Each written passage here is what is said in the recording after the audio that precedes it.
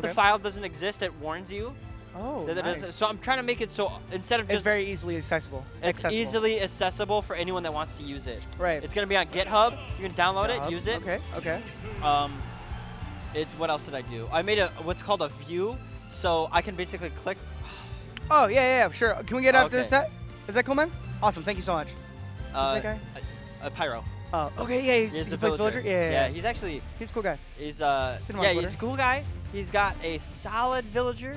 Yeah, man. It's hard to always say when it's like, because it's like solid, but it's not anything like super high. He's not like gatekeeper level or anything like that. He's like. But right here we have some gatekeeper players. Actually, I would 100%. Yes. And I was talking to Abner on the way. Oh, we got Abner has to wait. Something happened.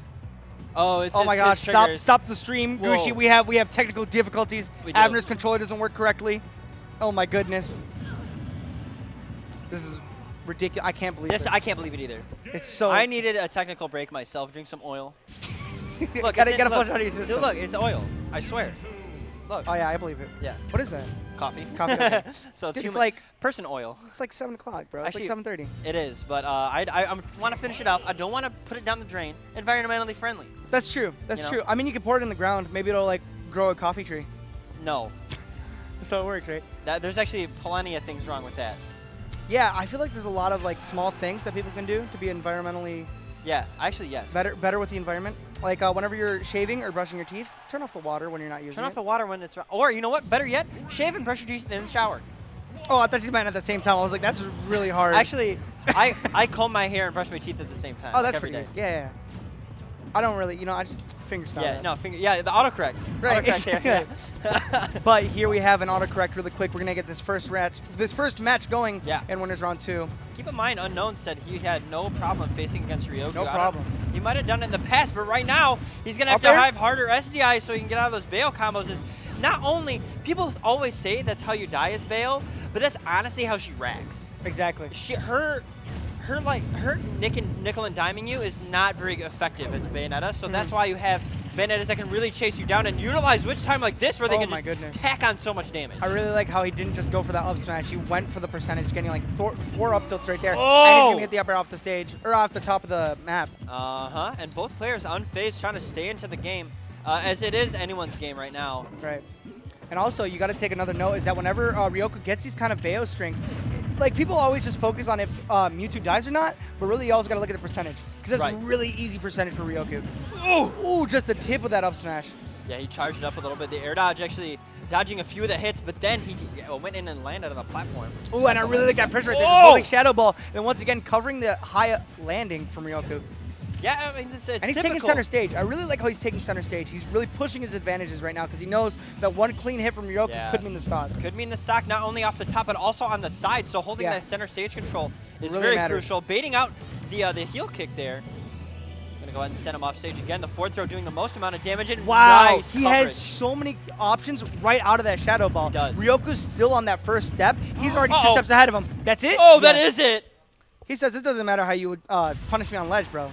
I'm still gonna get the stock at the end of the day. I'm gonna punish you on the ledge of the top of the screen. Yeah, but you could definitely see that Unknown was doing an amazing job of just putting on a lot of ledge pressure with that Shadow Ball. It was very hard for Ryoku to find a good, safe option after that Shadow Ball to get himself back on the stage. It was. And we're gonna run it back to Battlefield. I don't know how I feel about this. Maybe it's just a comfort pick. It is, and maybe he's gonna start using his movement options, like the cancels. Yeah, those cancels on those platforms. Well, that did 10%. That was like a quarter charge, man. Yeah, man. Mewtwo does some damage. You gotta watch out for Shadow Ball. Magic, man. If I had magical powers, he'd do a lot of. Like you said in Unknown's first set against Moosin, he uses every move with an actual purpose. He doesn't just throw it out just to hope that a hitbox hurts. So what he does is that whenever he uses that Shadow Ball, it's very methodical. It is. He really knows what's going to happen after that Shadow Ball, not during whenever he throws it out. Right there, he actually used the Shadow Ball, like you said, and Ryoku shielded it. He went up to shield because Ryoku was like, okay, he just threw Shadow Ball. He's approaching me. He's going to want to do something. But Unknown just stood there and waited for him to react. So that Shadow Ball for sure had a purpose, like you just said. Now he's going to go forward throw. Now Ryoku's so scared whenever that Shadow Ball happens, and what happens after that Shadow Ball, because Unknown is just so easily... It's so easy for him just to do something else that Ryoku hasn't even seen yet. You're right. Yeah, the mix-up game from Unknown is quite nice, as you need that mix-up game for pretty much every character. You're seeing it kind of from both players, but it looks Right. like Unknown's picking up on a lot more of Ryoku's habits. Because what Bayo's look for is like certain openings. If you can figure out what certain openings they're looking for, gone. Yeah. Gone.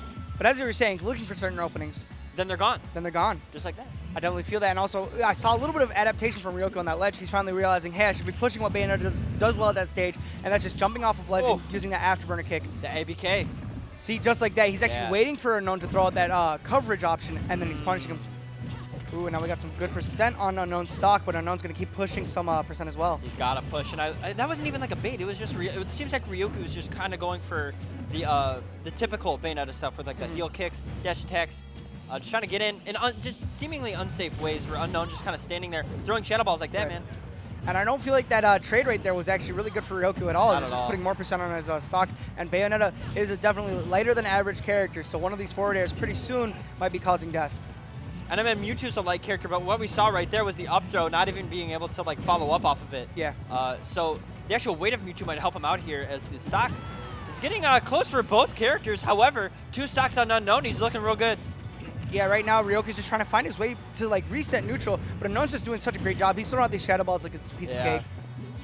Once again, Ryoku's going to wait for that second option afterwards, but that's going to be it. We're going to take this to a game 3.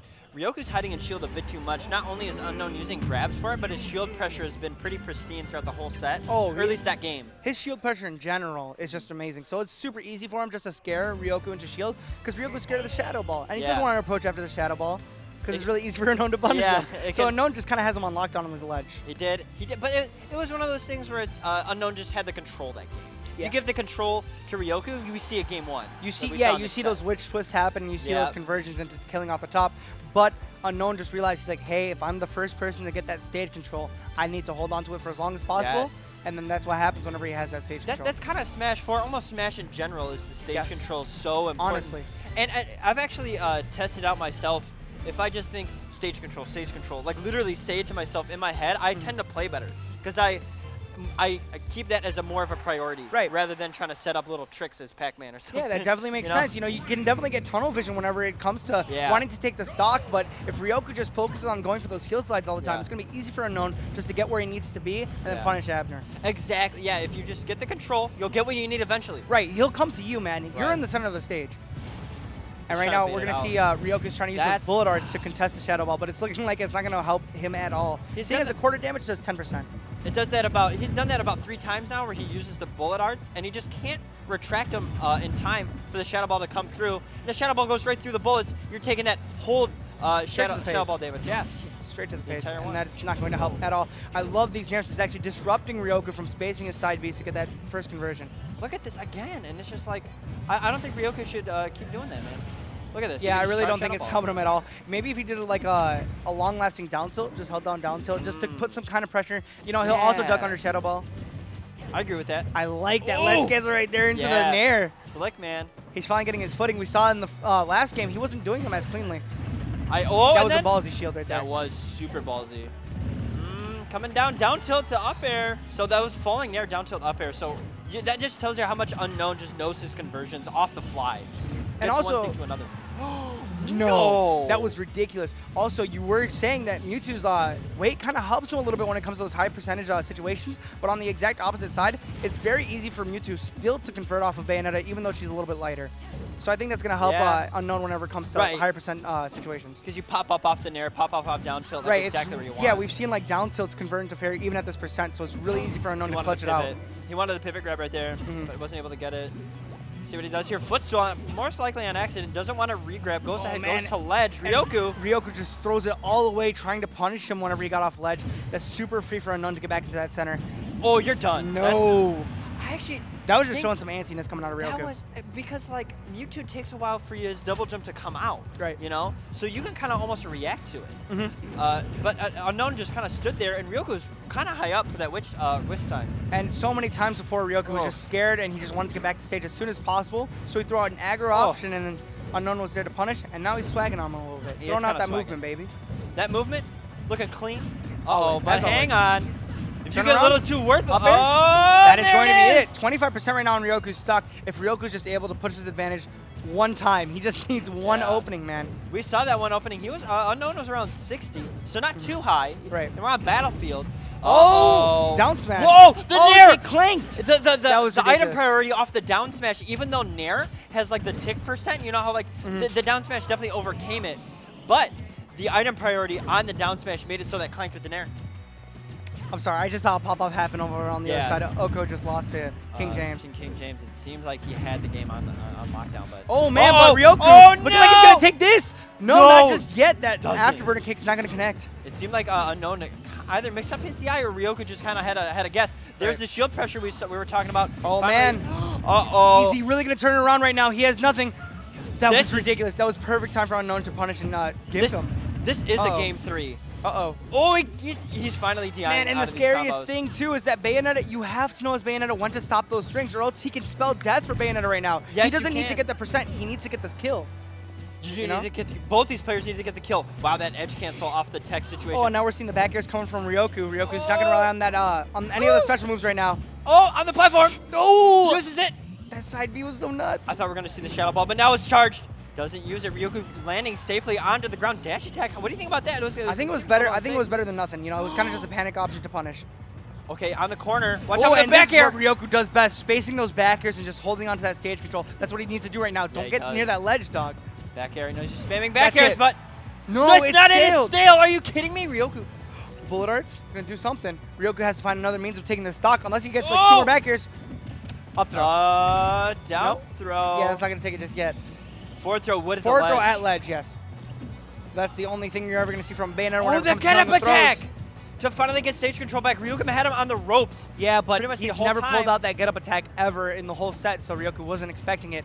Ryoku wants to get this back as soon as possible, but it's giving Unknown time to charge that Shadow Ball. Unknown realizes he doesn't have to go in. And there's the back of the hit. That's it, and Ryoku's going to take out Unknown 2-1. Unknown's going to go to losers. Maybe you'll see low 1 in losers, dog. Maybe. Maybe, but I got to go play my set. You do.